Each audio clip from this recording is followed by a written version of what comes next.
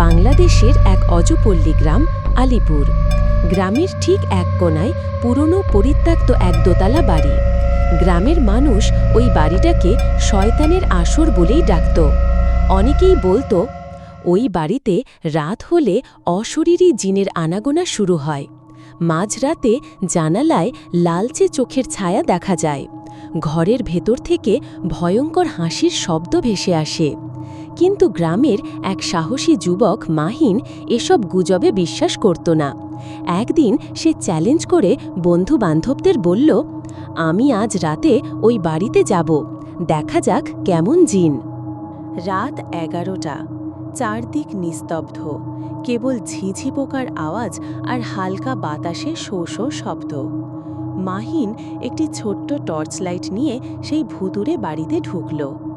বাড়িতে পা রাখতেই হঠাৎ করেই বাতাস যেন স্তব্ধ হয়ে গেল। অদ্ভুত একটা ঠান্ডা অনুভব হলো। চারদিক ঘন অন্ধকার। মাহিন এগিয়ে যেতে থাকল আর ভাবছিল, হাস্যকর গুজব, এখানে তো কিছুই নেই। তুই এখানে কেন এসেছিস? চলে যা, চলে যা। মাহিন ভয় পেয়ে চারপাশে তাকাল, কিন্তু কেউ নেই।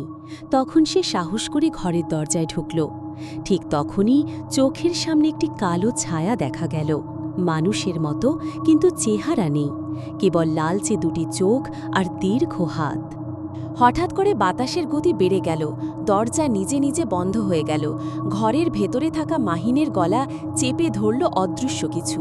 সে শ্বাস নিতে পারছিল না। সে হেঁচকি তুলে বলতে চেষ্টা করল, কে তুমি? এক বিকট কর্কশ কণ্ঠস্বর ভেসে এলো, আমি এই বাড়ির প্রহরী, এই বাড়ির মালিক, আমার থেকে কেউ বাঁচতে পারবে না। মাহিন প্রাণপণে চেষ্টা করল কিছু বলার। হঠাৎ তার মনে পড়ল দাদার শেখানো কথা, কোনো অশরীরী শক্তির সামনে পড়লে আয়াতুল কুরসি পড়বি আর 3 কুল শিখে নিবি। পরদিন সকালবেলা মাহিনের গলা ফুলেছিল, চোখ লাল আর শরীর কাঁপছিল। সে গ্রামের মানুষদের বলল, আমি সত্যিই দেখেছি, জিন আছে, কিন্তু আল্লাহর নামের শক্তির কাছে তারা কিছুই না। গ্রামের মানুষ তাকে বীরের চোখে দেখতে লাগল, কিন্তু সবাই সতর্ক হল, বিনা কারণে শয়তানের খেলায় পা দিবি না।